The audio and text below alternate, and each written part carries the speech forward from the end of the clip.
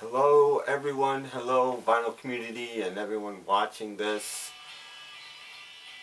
Smfcpthowdy, John, is having a 1,300 subs contest. John, wow, I'm very envious of that. That is a great milestone, and we've been communicating a little bit, and I really like John's channel. Check it out. His Japanese Beatles collection is awesome. Anyway, congratulations, John. You deserve it. Awesome, awesome channel. John's contest is pick 5 albums that you used to listen to, currently listen to. They don't have to be your favorite albums, but 5 albums that you listen to and like, but there is one song you don't like and you skip. As a preamble to this, I want to say it's an album, and I never skip anything on an album. So I'm going to do it as songs that I'm not in love with, and the album might be better off without it.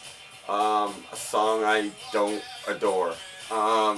So he said to do 5. He said to show the albums, talk a little bit about it, don't be too long. So I'm just going to get right into it. And my first one is the Beatles 65. Now, most people will probably guess what song it's going to be. Before I do tell you though, I prefer this album over Beatles for Sale, and it's one of the few American albums I do. Maybe Rubber Soul too. But the mix on this is really good. The stereo mix is awesome. It's vibrant. It's out front. I've never heard Honey Don't sound better than on the Beatles 65. So I prefer the American stereo of this. It's awesome. But the last song on side 1, right there, voted many times the worst song the Beatles ever did, Mr. Moonlight.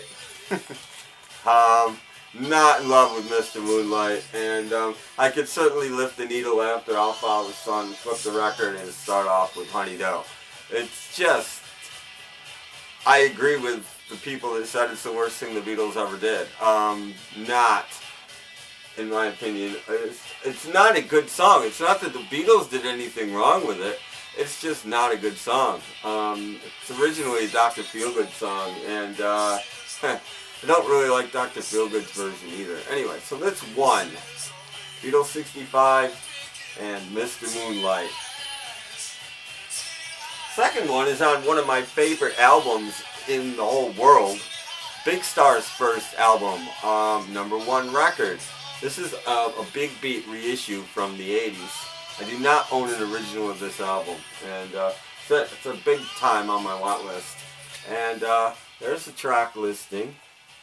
And the song I could skip, again, is the last song on side 1. The India song. I could pick up the needle and just put it on, flip the record and put it on side 2. There's nothing wrong with the song, but there's nothing right with it either. Andy Humble sings it, and he's not a great singer. He's an okay singer, and he's not a great songwriter, and the song's okay. But it's, to me, it's not up to par with the rest of this fantastic record. So I have to close this door. Hang on. Music just came on in the other room. I was making an MP3 out of a podcast, and when it gets over, it starts up again, and I forgot about that, and it was very loud. So if you heard that, I apologize.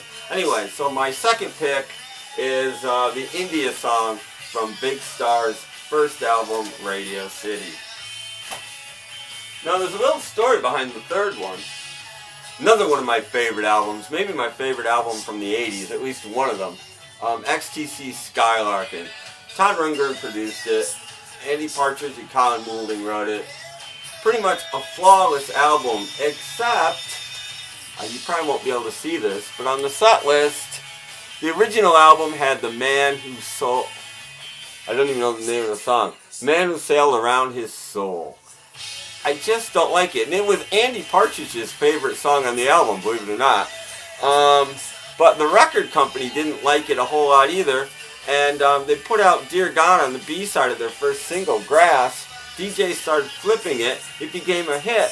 They took The Man Who Sold His Soul off the album.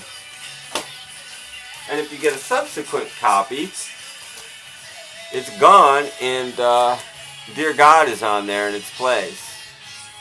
I have both copies. This is the easier to get, and for me, the better album. There's nothing I want to skip on this copy, but the other one is the most sought after copy, and the one you actually want. So that's a weird one, but it's again it's just my least favorite song on that album, and I could definitely skip it. It doesn't do anything for me. It's nothing terrible, it just, anyway. Okay, number 4, Blondie, E to the Beat. For me, hands down, Blondie's best album. Just every song but one is just really, really good on this album. And there's the set list. Can you tell which song it's going to be? Victor. What were they thinking? This is not a good song. This is a terrible song. It's just her shouting the name Victor, and it's horrible. It's one of the worst songs Blondie ever did, in my opinion. So there you go. E to the Beat, Blondie. Get rid of Victor, and you got a better album. One more. I'm going to cheat a little bit on this one. Elvis Costello, this album we're listening to in the background, Blood and Chocolate from 1986, I believe, produced by Nick Lowe, who actually joined the Attractions and hadn't produced a Costello album since his 4th one. And again, great, there's your track list, great, great, great album, except here's where I'm going to cheat. I love it, love it, love it. And then Poor Napoleon and Next Time Around. The last 2 songs on side 2, I could do without them. They could have just ended the album. And I think it would have been a much stronger album had both of those songs not been on there. So I'm going to pick 2 from this one. The last 2 songs, just nix those. And then, again, there's nothing wrong with them. They're just not up to snuff, in my opinion, with the rest of this fantastic album by Declan Patrick Aloysius McManus, Mr. Elvis Costello. And those are my 5 albums, my 5 picks. Very quickly, my 5 reasons. Most of them are just the songs aren't up to snuff, in my opinion, with the rest of the record. Anyway, John, Captain Howdy, congratulations on 1,300 subs. That's amazing. Guys, check out his channel if you haven't. I'm sure you all have. But, enter his contest. And, by the way, I think I mentioned this, John, in the, in my comment when you posted the contest. But, I'm like you, I'm not into downloading, so I'm not interested in the prize. So if I should win, give it to someone else who wants it. But I wanted to enter anyway. And congratulations on your subs. And it's a pleasure entering. And I hope I did okay. Till next time, everybody. Take care. And see you later. Bye.